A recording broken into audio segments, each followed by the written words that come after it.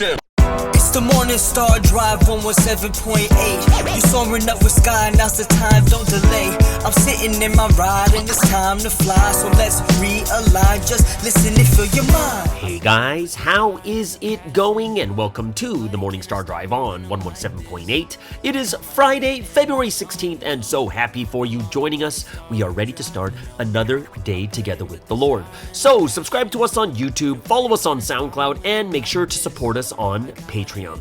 So today we have an exciting podcast for you. We have Until the End with Daniel Baker, the Wednesday Message Word Study, and of course commentaries, updates, and news on what is happening around the world in this history today. Whew. All right, everyone, how are you doing? And yes, the weekend is finally here. Yes, don't forget we have Q&A Thursday every single week, so get those questions ready and send them to me whenever you can. And if you haven't yet, for today's podcast, please leave a like and comment to build our community. Just really happy for everyone joining us every weekday on the Morning Star Drive. So let's get up and support each other each and every day. Whew.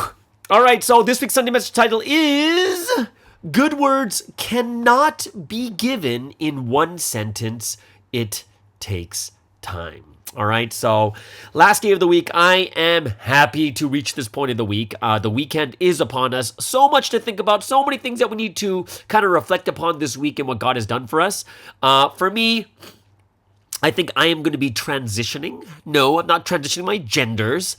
I am transitioning for a new stage, as in the Korean pastors leave today and Taiwanese friends are coming the exact same time. It's a pretty crazy schedule. So what happens is I will drop off the pastor at like early morning around like 8:30 a.m. at the airport.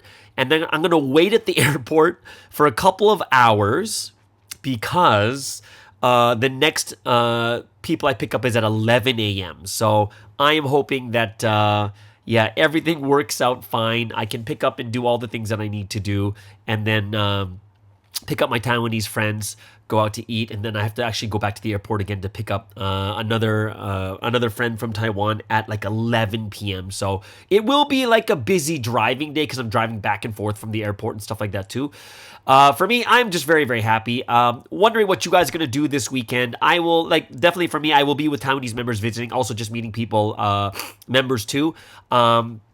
For me this week, it was great. I was able to have 3 days of rest this week after a busy, taking care of the pastors and such. 3 days. It's just great because the members are really awesome here, and they took care of the Korean pastor for 3 days, and I basically got to rest. Like I rested, and I watched the Beekeeper 2 more times. But of course, I didn't watch it at the theaters. They have like a movie box here that you can watch it. So I was able to watch The Beekeeper another 2 times. So that was kind of fun. But there's something I noticed. Okay, and I know you guys can talk to me about this too. But there's something that I noticed. I noticed that the more rest I got, there's a certain point where the more rest I got, the lazier I got. You guys ever notice that? It's like, yes, I need rest. But then it's about finding the balance of how much rest or how much break do I really need.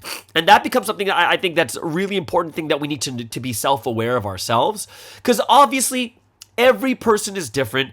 Everyone needs different times of rest, right? We're all different. It depends on how hard you worked or whatever it is, right? And of course, in our minds, we always think, oh, I wish I had more rest. We don't think about less. But I even for me, after these 3 days, I find that there is a balance of rest before going back to working again, right? Because, there comes a point where you just want to stop working altogether. Like you just want to, you don't want to go back to work anymore. Like, oh no, I got to go back to work. Like you kind of have that type of feeling, and you're like, oh, I don't want to go back to work. And I think that happens, like there's a certain threshold you cross where you rested too much and you're like, oh man, I don't want to go back to work again. And I think this is something that even as a full-time, I ran full-time for 21 years, right? I went from 1998, 2008, 2018, 2019, 2008, then 2018. And then 2000, I was a head leader to the end of 2019, which means that was straight 21 years, right? And for me, during those times as a full-timer, and I think full-timers might have the same, like understand what I'm thinking, but when I was a full-timer, I found it difficult to take breaks. And it's not because people forced me not to. It was my own perception that running for God meant to run with everything you have, not leaving anything behind, no regrets. So even if you guys think about this, when I was a head leader, I didn't even take my first break until 3 years into head leading, which basically means when I was done. It was basically the end of my term. I took 2 weeks off and they said to me like, oh, you can't take 2 Sundays off. And I was like, watch me. If you don't let me take these 2 weeks off, I'm going to quit. Because I'm like so burnt out right now. And, they allowed me to do it. And I realized later how much the tiredness and the exhaustion actually caught up as a head leader and how necessary a real break was. Not a break as in, I'm not going to work for the morning. I'm going to rest for the morning and then I'm going to go back to work in the afternoon. Not like that. Like a real recharge. And, I didn't realize it until later that if we don't recharge, if we don't restore or revive ourselves, we end up hurting ourselves even longer, right? For the long term, we hurt ourselves. And I think it's something where, when I say that we hurt, the necessity of a break and end up hurting ourselves long term is I have seen a lot of my colleagues who ran full time, who are no longer running at all. They're just burnt out. They don't want anything to do with it, right? And a lot of times, leadership would wonder, how come no one wants to be a leader? And I think that's something that we have to really look at as in, it gets to a point where people stop wanting to be leaders and they don't want nothing to do with leadership. And that is something that we have to look at long term. How can we take care of leaders? How can we help them grow, support them so that they don't just empty their tanks, burn out, and then never run again, right?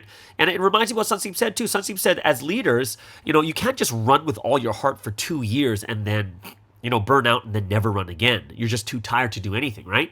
It's basically, Sunseem says, when it means to go all out, it means to use 80%. Use only 80%. Leave 20% so Sunseem used the analogy of a car. Don't use 100% of the gas because you can't get home, right? Use 80% and then use 20% so you can at least get back home and rest, right? So, this is something that even Sunseem tells us. And I think this is one of the things that we do have to be careful about is to make sure that none of our leaders actually burn out.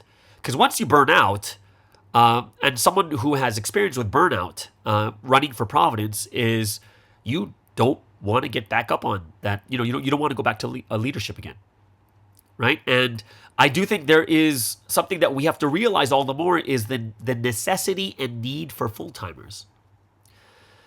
Because the church can't survive without full-timers. There are so many necessary people in our churches. And one of those necessary people is not just the families, is not just the other people the campus and such. It's actually the full-timers that are so focused solely on the spiritual things. And these people are so valuable. They're so important that we need to make sure that they are doing well, running at peak performance, getting their breaks and their rest, being treated. These are the ones focusing on the spiritual aspect of the church, and it's so necessary, right? Who are the ones focusing on becoming better lecturers, better evangelists, taking care of people better, understanding people, becoming great managers? Who are they except those that are running full-time, right? If you were to take a look at a cell, we all learned this in biology class of the mitochondria, the powerhouse of the cell, and I would say the spiritual full-timers are the powerhouse of the church. They set the conditions, and they make sure that everything is running well. Everyone has their different roles they need to play, but we really, really need to understand how important, how great these full-timers truly are, and we just got to take care of them, make sure that everyone is running well. right? Like a lot of times when people come over to Malaysia, like I've had a lot of guests come over already, I make sure that they're not working. I'm like, get off your phone. Put your phone away. No, don't do this. Let's rest. Just have fun. Eat some food. Don't think about all the things that you have to do back in Korea. Think about it when you go back to it. Right now, you're on vacation. Relax, revive, recharge. And I think that's a really, really important thing that that a lot of people forget about too. So, there's a lot of things that come into my mind right now. Talking to the people, the guests, talking to the people over the phone, talking to friends and a lot of people I consider even like family to me. And I really want to make sure that they are doing really well too. Right. So, yeah, that's one of the things that I have been thinking that's been on my mind. The second thing is there was a question that someone gave to me and I forgot to answer it on Q&A Thursday. I'm not sure why I forgot it. I would say for those of you who really, really want those questions answered, I think the best way to ask me, the easiest way, like the ones that I won't forget, is if you do by email. Email is very, very important to me. I constantly check it all the time and stuff like that too. And the one thing I like about emails is it's always there, right? It's right there. And I'm kind of OCD when it comes to emails and messages. I make sure that I have no numbers on my phone, even emails. I will never have 1, 2, that number that pops up in the corner. I've talked about this before too. I'll never have when I see 10,000 emails, I'm very, very, very like, oh my gosh, clean that up, right? I make sure that there's no messages that I haven't checked on my phone and stuff like that too. It's a total OCD thing, right? So for me, I will erase all the junk mail, and I only have the important things in my mail so that when I look at my mail, like my email page where it shows you all the latest emails, it's there. Like I see the question. I'm like, oh yeah, this is the question I need to do. And I check my email like 4 or 5 times a day. All right. So like for me, email is probably the easiest. The hard part about DMs and stuff is like you'll DM me a question and then other DMs come in and then you'll DM me and then after the DM, we will start talking and chatting even more. And then your question is like put up way to the top. So I completely forget about it too. So I'm sorry. But this question came is talking about the difference. Why was Jesus called the Son of God and the Son of Man? What's the difference between these two? And it is a very, very good question. And I think this is one of the reasons why Providence and the word we receive here in Providence is that awesome and that amazing. Okay? So when you think about Son of God and Son of Man, why is Jesus called these? And the common understanding in Christianity, the basics, I'm not going to go very deep into it, is that it implies Jesus' deity and his humanity, right? So whenever you hear Son of God, it implies his deity, his divineness, right? Divinity. And then whenever you hear Jesus call himself Son of Man, it's more implying his humanity, okay? So like, oh, Son of Man, that is, he's a human being. And then it says Son of God in that he always existed as the eternal begotten one, or he is God himself, right? And this is what when we look at the original expression of Son of Man, the Son of Man, the expression does not come from Greek. That's New Testament. It does not come from Hebrew either. It's actually an expression from Aramaic, right? Son of Man is an expression used in the Old Testament and the New Testament, but it actually comes from the Aramaic, right? And the meaning of the expression Son of Man, like even God would call a prophet Son of Man. Daniel, Ezekiel were all called Son of Man, right? And the meaning of the expression is actually quite controversial when it comes to Judaism and Christianity. So the interpretation of the use of the Son of Man in the New Testament is still controversial among scholars. Right? It's a challenging word that even after 150 years of debate, there is no consensus on the issue that Son of Man means this or that, right? So, and then when you look at Jewish scholars, right, they're the ones who know the scriptures inside out in Aramaic and Hebrew. One of the verses, like I was looking up and listening to some scholars, was about Daniel chapter 7:13 that says, "One like the Son of Man will come riding on the clouds." Right? We know that verse. We use it for the cloud lecture, right? And it's interesting because to some Jews, not all, to some Jews, the like a Son of Man coming on the clouds is actually referring to the nation of Israel. So it's not referring to a single person, but it's referring to the nation of Israel, right? That's what some Jewish scholars say. And that's why they say, oh, that the Son of Man is not the Messiah, whatever it is, right? And another reason why it's very difficult to accept the Aramaic interpretation of the word Son of Man is because it literally means a human being. Son of Man is a regular expression for a human being, a man in general, and often serves with that type of interpretation or meaning, and it does not represent a title. And that's why that's what the Aramaic meaning of Son of Man is a human being. But that's a big struggle in the New Testament scholars because they believe that, New Testament scholars, they can't accept that because Jesus is God. Cannot be a real, just a man, right? So, scholars are saying, the Son of Man is an Aramaic term and not a Greek or Hebrew term, which is, it's very, very interesting. And the controversy, especially when it comes to the New Testament time, is because of Christianity's view of Jesus.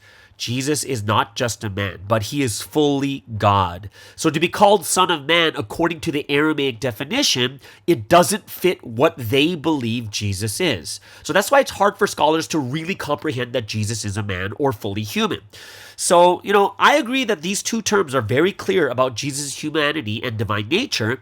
But I would say the difference is, especially being in Providence, we learn the Holy Son lesson, which means we know exactly what the nature is and why who the Messiah is, that he is fully a human being with the Spirit of God resting upon him.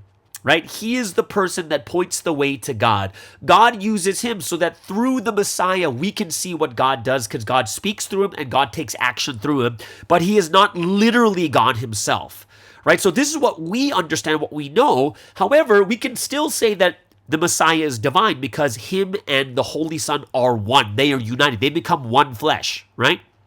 So in essence, when we understand the nature of the relationship between the Holy Son of the Holy Trinity and the Holy Son's branch entity, when we understand that relationship, all these things are very, very clear to us because we know, right? And it's something that this is something that we should realize how blessed we are to be very clear of who the Messiah is, right? We have to be very, if we take this in terms of what Judaism or Christianity says, we're going to be stuck because we're going to be it doesn't make sense. And we have no choice but to look at it only this way. Or they cannot accept what the Bible or what the Aramaic is actually telling us, right? We just can't accept it. We can't accept it because we don't know the relationship between the Holy Son of the Trinity and the person or the body that he uses, right? So I would say that when you understand about the Son of Man and the Son of God, it really depends on how much you understand about this history, right? The divinity of Christ, it really depends on how much do you truly and really understand. So, I'm telling you guys right now, it is, the Holy Son lesson is that powerful. It is answering this 2,000-year-old question about Christology, the divinity of Christ. Who is Christ? Is he fully God? Is he fully man? That's a 2,000-year-old question. That's been talked about since the Council of Nicaea in 325 AD, right? So here we are getting these answers so easily, right? And I think that's something that we have to realize all the more. And that was a great question because this question cannot be answered with the knowledge you have in the New Testament time. It can only be answered by what we know right now. So this makes me even more thankful and grateful for in understanding how powerful that lesson of the Holy Spirit, the Holy Son lesson really is, right? So yeah, that's the answer to that question. I hope it's something that helps you guys out, and it's something that it'll help you to understand how great this history is and how amazing the truth that we have right now. All right. Today, what's happening today for me? Oh, today I get to play volleyball again. And I realize all the more how much I really need sports. I need it, right? And it's just to, as a man, as a guy, I need something to release my energy, right? I have so much pent-up energy inside. I need to release it some way. And it's a way that allows me to rid of my stress too. And it's not the same type of stress that everyone may be thinking about, like, oh, I'm stressed from this and that. No. I call it more of a frustration of not being able to let out more energy and being a little bit more aggressive. Letting out more aggression. Like, I need to be active and move. And if I'm just driving around or doing calm things, it kind of leaves me like I got to get rid of this energy, right? And I need time to move around, be alert and active. And I think there's nothing that does it better than competition, right? So I am thankful and grateful that God has created things like games and sport, and it's the perfect replacement of, like in the past, it was all about hunting. It was all about war, which is what people did in the past, which was exciting. However, it's super dangerous and could cost your life, right? Even hunting could cost your life. But now that society's become a lot more comfortable, as a man, I still have that wanting to do these types, or like to go out and do something. And sport has become that ultimate way of doing it. And I'm thankful to God that the biggest hurt that I'll have during sports is the pain of my pride when I lose. That is the most dangerous thing that can happen to me during sports. So, yeah, it's quite interesting. Yeah. It's going to be a great weekend, guys. I hope you guys are going to really enjoy whatever you're going to do. I'm going to have a good time. Going to be hitting a lot of nice restaurants and going to be eating, playing sports, doing the best that I can. And of course, I get my 2 days of break on Friday and Saturday, and then I start recording my podcast on Sunday once again. I hope that you guys will have an amazing weekend. What do we have next? Oh, next we have the Wednesday Message Word Study. So before we get into that, let's get into the first break of the day. 2023. We've all come a long way. Many different stories, but we're all on the same journey. Many, many ups and downs, but we're all still around. Many, many, many lessons, but each one came with a blessing. Let's not forget for where we come from when we make this confession. Some people just want to watch the world burn. As for you and I, let's set ourselves on fire, shine a light so bright that will make the people say, burning life, Look at the flames in my eyes, watch it burn, but don't stare too long, you might lose your sight. Some people gunning for our downfall, but they'll never see our demise. Burning life.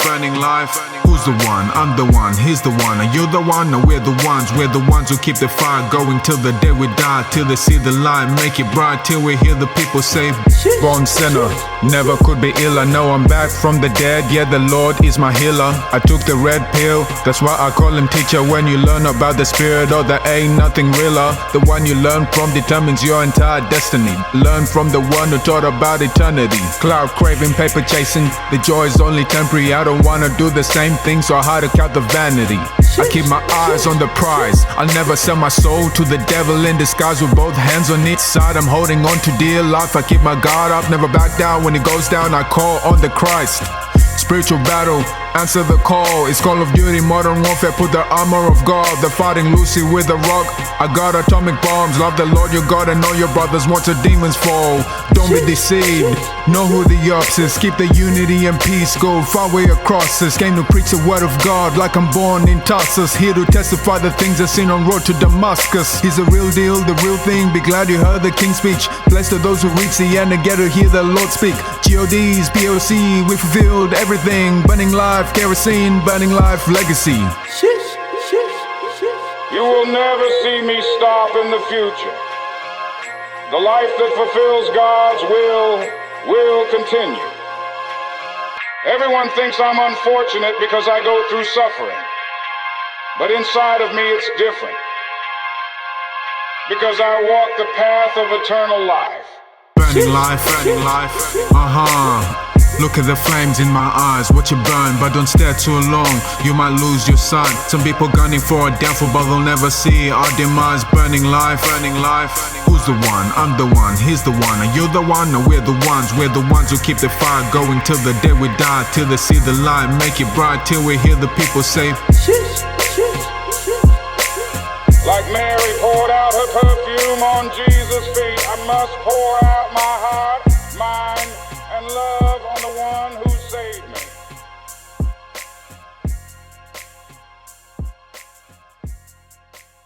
All right, so let's get into today's word study for this wonderful Friday. And of course, every single Friday we have the Wednesday message word study. This week's Wednesday message, of course, there wasn't a script that was given, so head leaders were able to talk about the Sunday message a little bit more in depth. This week's message is good words cannot be given in one sentence. It takes time. Okay, so when I was reading this message, it was very I was really inspired and moved because I kind of talked about this in the first segment too. At the very end is. When someone was asking the question about the Son of God and Son of Man, it helped me to realize more deeply of how great the history that we're in right now. And I don't think it doesn't kind of get into our minds that we are in the history of God. Like, what does that really mean? It is the history of God, and only the history of God. It's the final stage. The final 1,000-year history, the history of brides. And on top of that, we are in the peak of that history because we are living while the man of mission is physically still alive. We can shake his hand. We can send him letters. Like, all these things, they are there for us, right? And that's something for me, I'm just like, wow, that is so nuts. That we're not only living in the history of God when the Lord's second coming has come, we are living in the peak when the man of mission is still here. And we're at the peak of the peak because think about this. Like, the natural temple is fully built, right? We already own so many churches. There are so many things that we'll look at and say, wow, we are living at the peak time, right? And who is the man of mission? Like, what is the role? This is the person that God speaks through directly. This is the one that was prophesied about and has fulfilled the Bible, right? I was watching this podcast, especially when I was researching about the Son of Man and Son of God. And I was watching some podcasts, Jewish and Christian podcasts about prophecies of the Messiah. And it's really shocking. It's really shocking to listen to it, how much there is a struggle to try and figure out how and when the Messiah will come. Looking at prophecies like Daniel 7:13 about the Son of Man coming on the clouds, they can't figure it out. Because if they did, they'd be in Providence right now. Isn't it so mind-boggling? It's so baffling to me. It's so incredible that we know. And we have scholars for thousands of years trying to figure this out, but they don't. And even for myself, I look at myself too, and I think to myself, it's like, man, sometimes I think that I've just learned the word so much. I understand the word really well that I take it for granted. I don't realize that we have the answer to what people have been struggling over for the last 2,000 years. Like, they want to know this so deeply, so badly.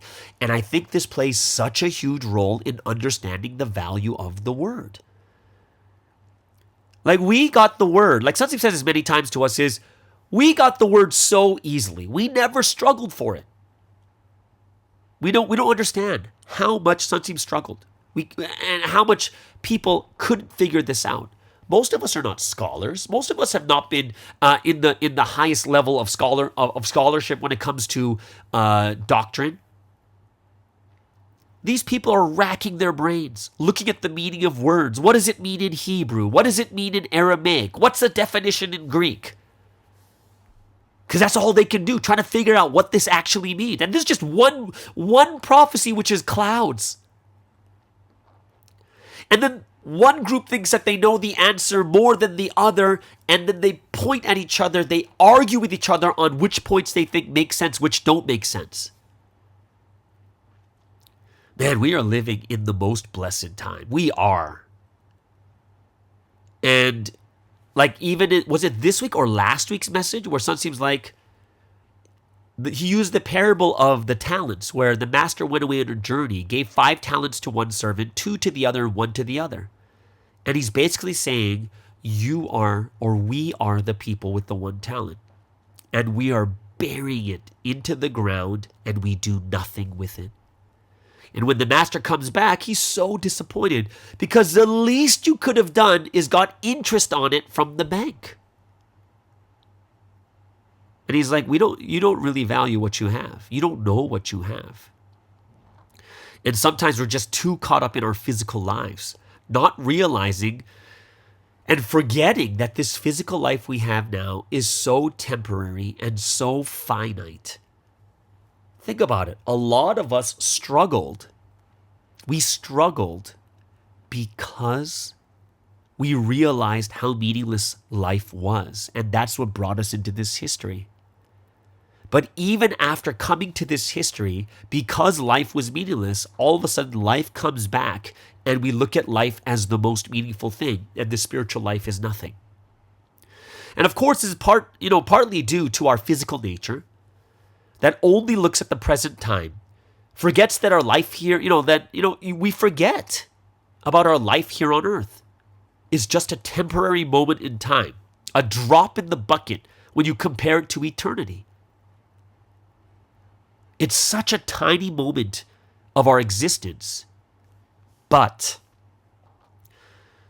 God also tells us that even though this tiny moment is so meaningless, it is also that important.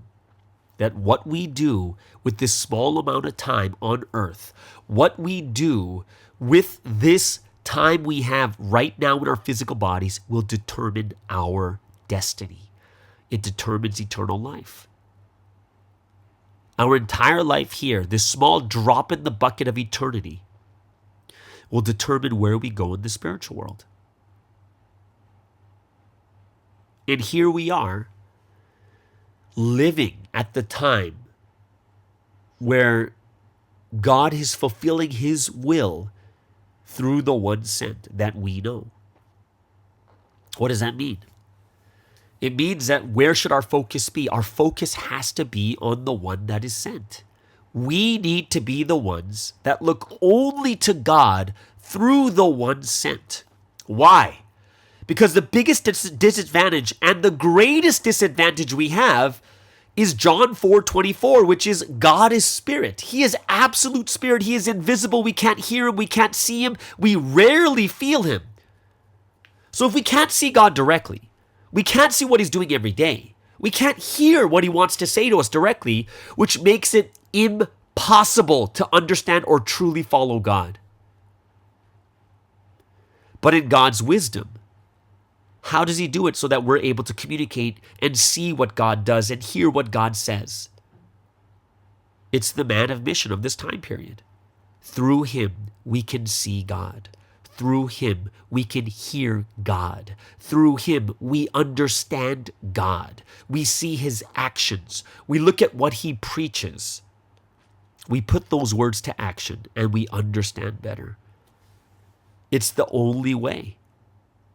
And this is why we must be so grateful and thankful for this time period that we're living in.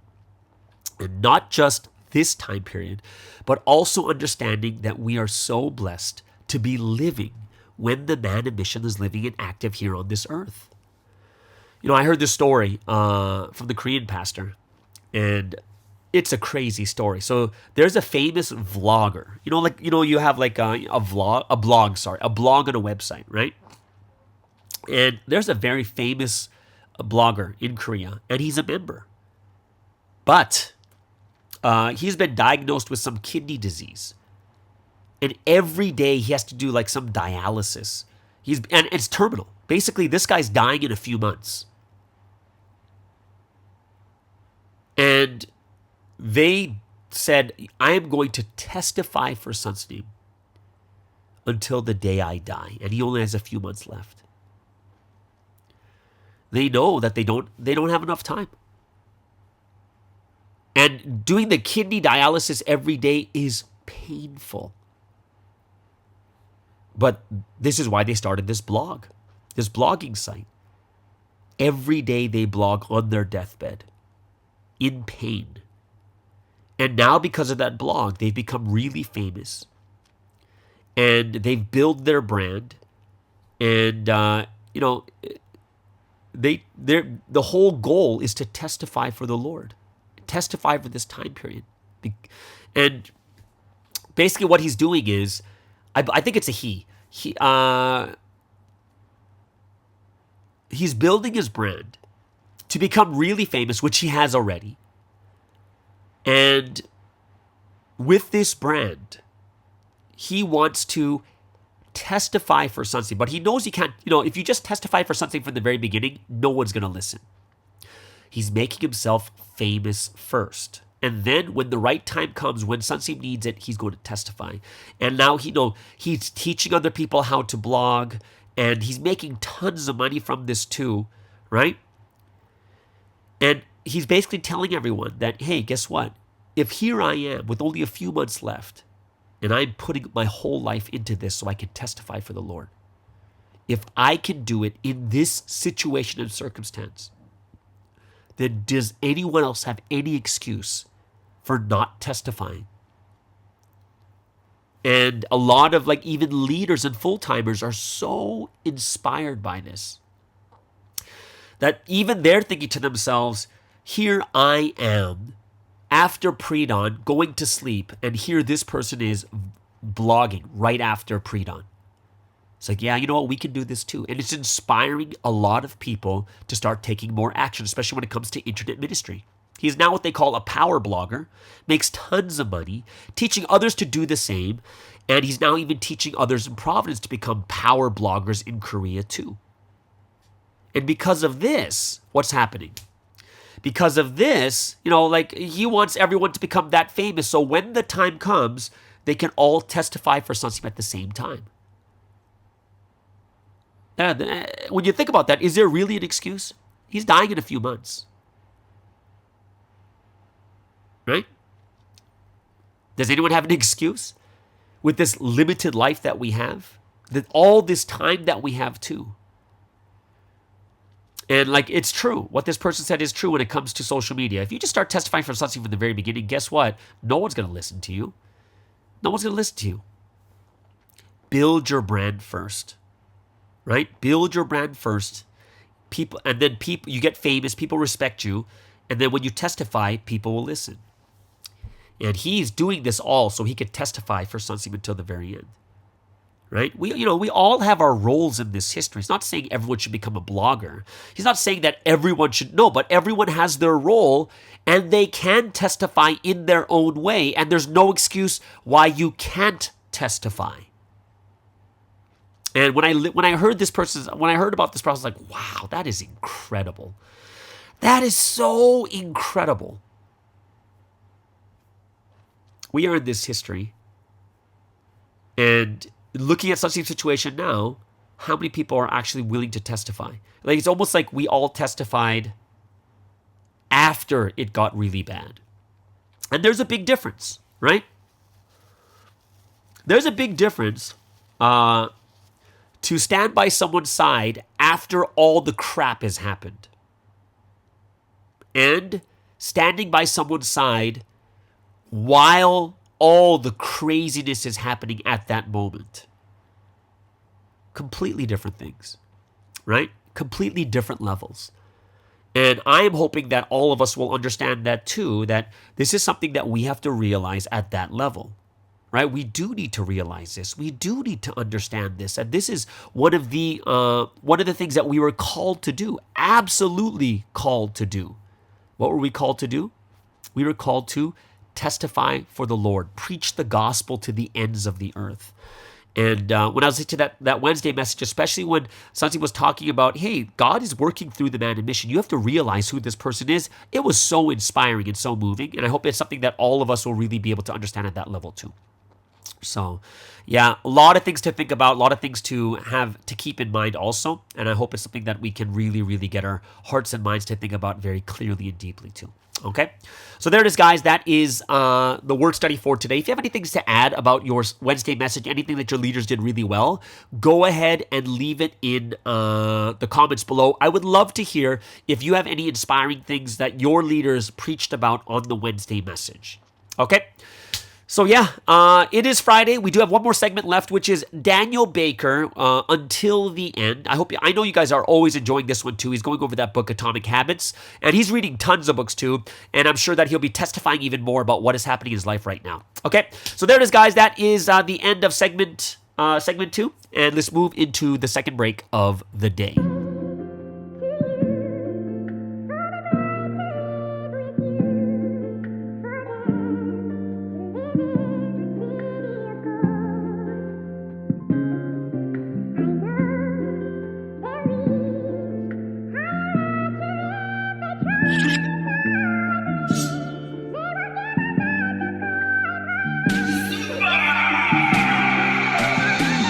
Please don't let me down, Lord. I know I can trust you with all my heart. So I'm on my knees, praying for you to always come through. Even if I pray all night, all I want is for your will be done. So I'm on my knees, praying for you to always come through. No, I'm not slipping through. No, I'm not falling down. The only thing that's falling's my knees on the floor. I'm praying, Lord, will you give me strength? Lord, will you give me power? I can't do this myself, so bless me in the morning hours. All the demons test me, but they will never shake me. If I pray, they hate me. If I pray, you love me. Connected with you's the only thing that matters. And honestly, I couldn't be happier. While I'm praying on my knees, I trust you with all my heart. For you always come through. For myself, for my family, for myself alone I pray. Please don't let me down, Lord. I know I can trust you with all my heart. So I'm on my knees, praying for you to always come through. Even if I pray all night, all I want is for your will be done. So I'm on my knees, praying for you to always come through. I pray to never just settle for good when great is available. Who's the mastermind behind this mind? I give all the credit to God, that's why I'm back. They mad that I made it, I know that the Satans, they hate it. I keep working hard just to make progress. Now I'm on 10, trust the process, ayy. Look at my efforts lately, I'm setting conditions daily. I'm praying on my knees, so bless me. Please bless me, please bless me. Tribulations always come and go, I will never stop, just always know your focus determines reality, stay solid, that's why I'm praying on my knees, I trust you with all my heart. For you to always come through. For myself, for my family, on myself alone I pray. Please don't let me down, Lord. I know I can trust you with all my heart. So I'm on my knees, praying for you to always come through. Even if I pray all night, all I want is for your will be done. So I'm on my knees, praying for you to always come through. SB.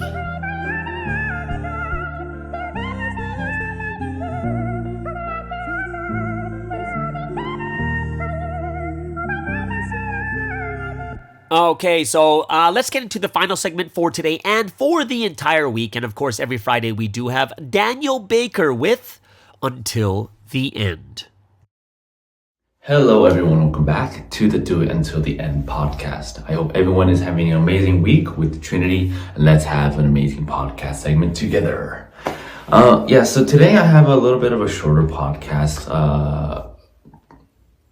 prepared for you guys.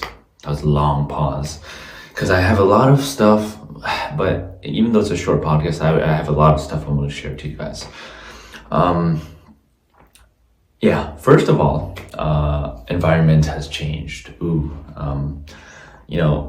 Originally I was supposed to, or my original thought was go to the country, run there while doing college. But God really put me on a different path of preparing financially for going to college and running for Providence.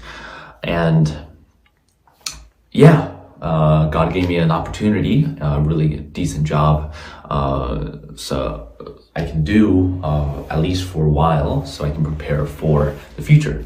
And my plan is until August, I'm going to do this job pretty much full time, and then take that money I saved up and then bring it over to the country I'm going to go to, and then do evangelism from there.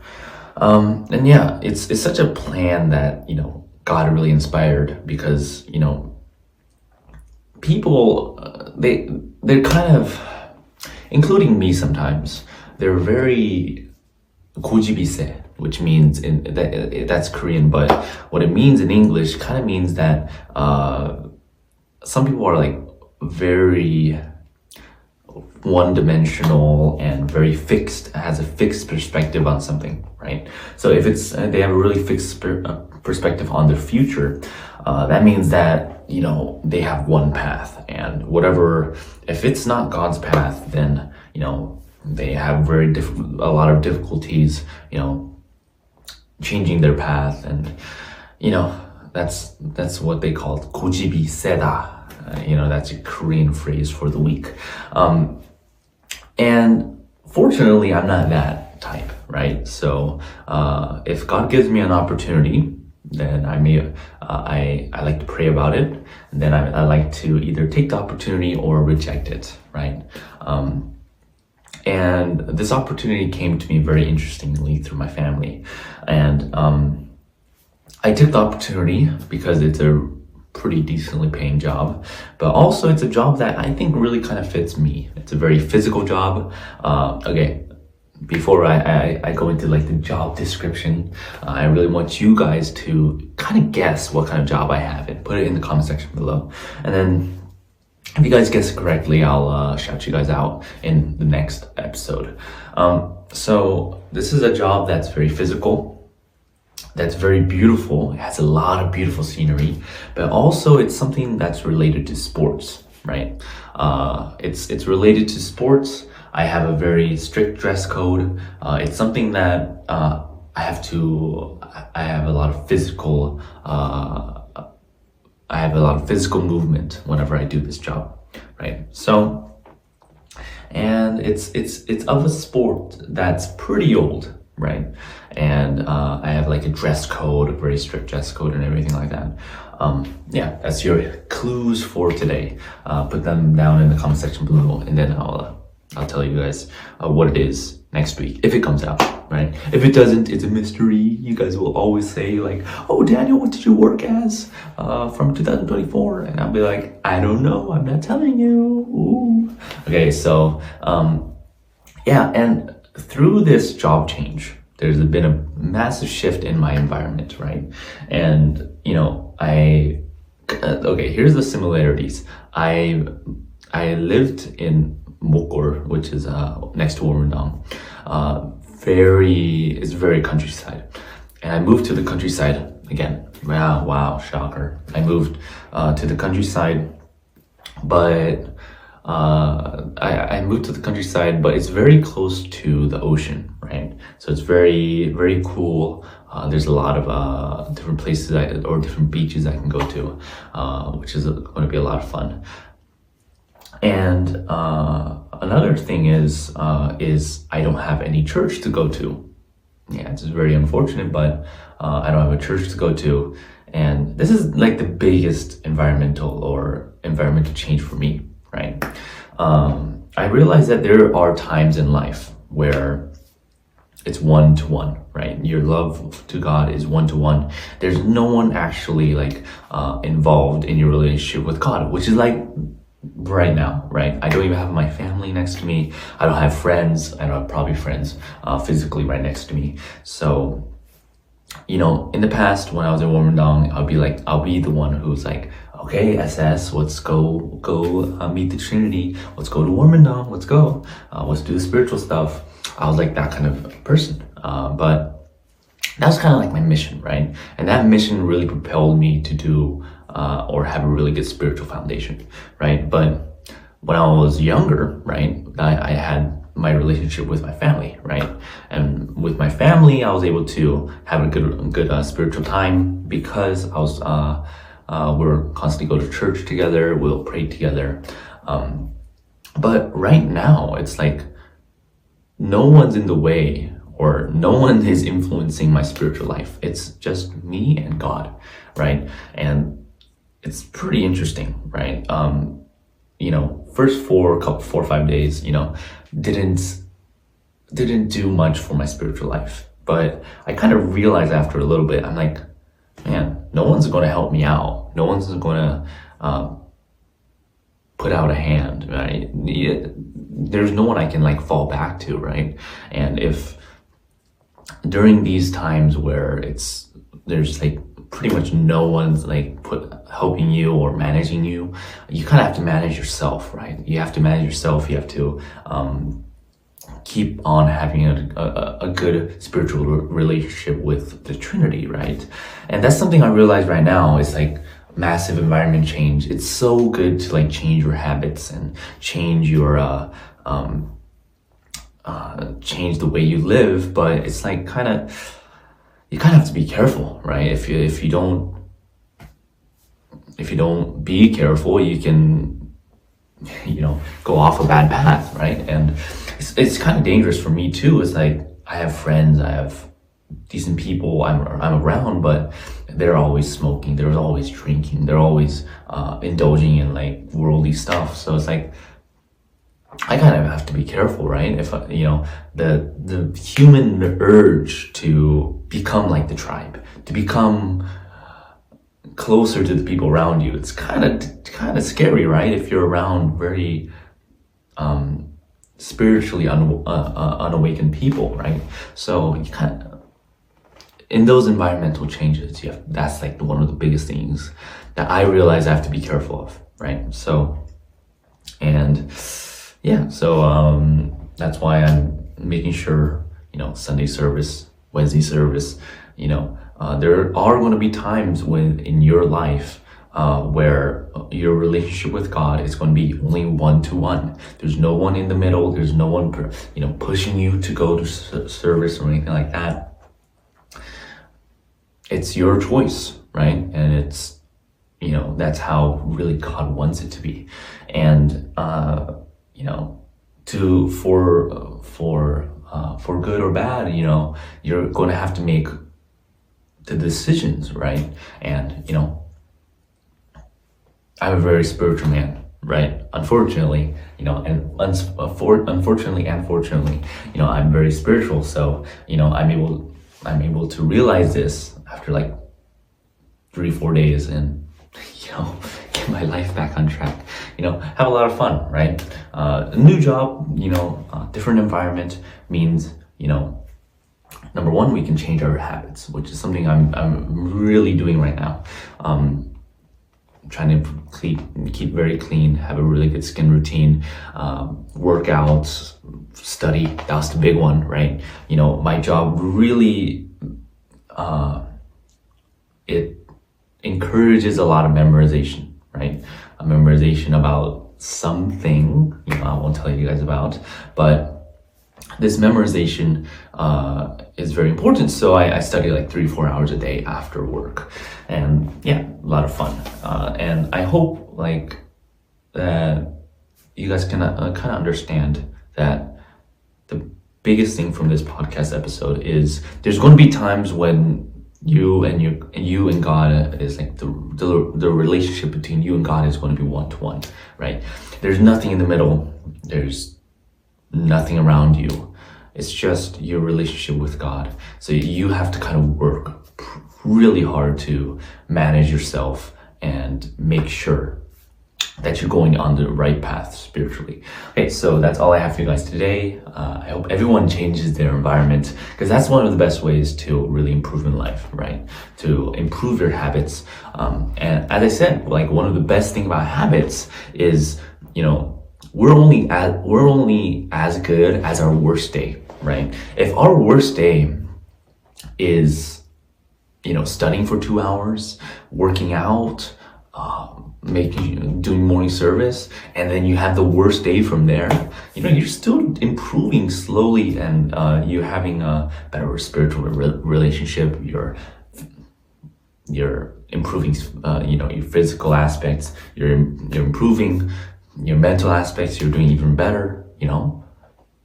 Those worst days, we're only as good as our worst days, right? That's why we're improving our habits, and that's why our environment is so important, right? So, okay, that's all I have for you guys today. I hope everyone has an amazing rest of the week with the Trinity, and to everyone who goes until the end, let's walk this path together. Peace out, guys. Bye-bye.